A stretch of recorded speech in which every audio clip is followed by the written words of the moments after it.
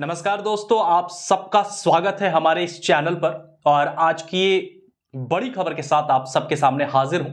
दोस्तों, इस वक्त हम बात करेंगे इजराइल और फिलिस्तीन के बीच चल रहे युद्ध के बारे में। जी हां, और आप सबको पता है कि इजराइल और फिलिस्तीन का जो युद्ध है ये 20वां दिन, यानी कि आज की अगर हम बात कर लें तो आज 20वां दिन है जो ये युद्ध दोस्तों अब भी चल रहा है।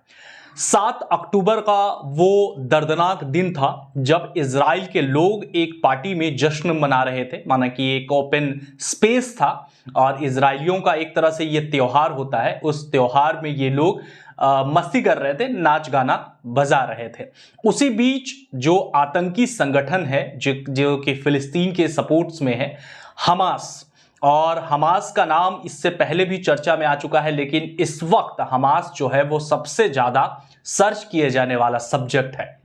तो दोस्तों, हमास के जो लड़ाकू हैं वो 7 अक्टूबर के दिन दोपहर, जब इंडियन टाइम हो रहा था, उस वक्त दोपहर के 2 बजे जब इजराइल के नागरिक बिना किसी सोच समझ के, बिना किसी आशंका के अपने पार्टी में मशगूल थे। युवा खास करके उस पार्टी में ऐसा कहा जाता है कि युवाओं की संख्या ज्यादा थी। उस वक्त वो लोग जश्न मना रहे थे और इसी बीच हमास के आतंकवादी, हमास के जो लोग हैं वो इजराइल में दाखिल होते हैं। और देखिए, इजराइल में दाखिल होने का तरीका भी उनका बहुत अलग था। वो लोग पैरासूट के जरिए, जो गाजा है, जो कि फिलिस्तीन का ही शहर है, वहां से वो लोग निकले और पैरासूट के जरिए ये इजरायली नागरिक जहां जश्न मना रहे थे वो गाजा के बिल्कुल करीब था, माना कि 9-10 किलोमीटर था। वहां पर ये लोग उतरते हैं और उतरने के साथ ये अपने साथ कई अत्याधुनिक हथियार जो है वो लेकर आए और इन्होंने हमला वहां पर शुरू कर दिया। जिसमें जो रिपोर्ट्स, जो इजरायली मीडिया है उसके हवाले से जो खबर आई, उसमें कहा जाता है कि लगभग जितने लोग उस पार्टी में थे, उस प्रोग्राम में थे, उसमें मात्र 10 या 15 लोग ही बच पाए। बाकी लोगों को हमास के आतंकवादियों ने मार डाला।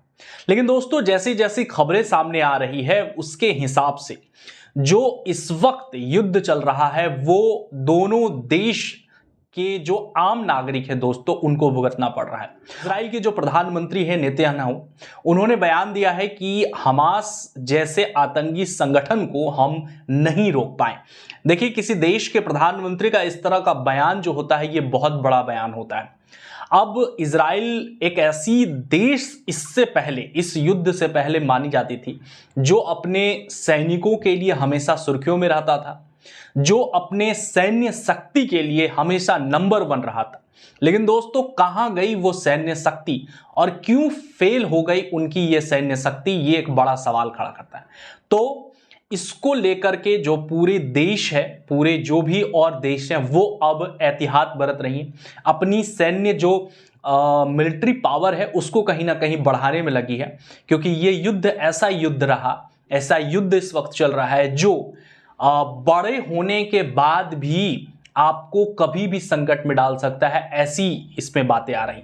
लेकिन दोस्तों, सबसे बड़ी जो समस्या इस वक्त पैदा हो रही है वो है इन दो देशों के जो आम नागरिक हैं, उन जिनकी हत्याएं की गई है, जिनके हमास के बंधक में अभी भी 200 लोग हैं और हमास के आतंकवादियों ने बच्चों तक को नहीं छोड़ा, महिलाओं के साथ रेप किया। तो ये एक तरह से कहें कि इजराइल के इतिहास में अब तक का सबसे बड़ा हमला है और इस वक्त इजराइल और फिलिस्तीन दोनों देश इस युद्ध की संकट में हैं।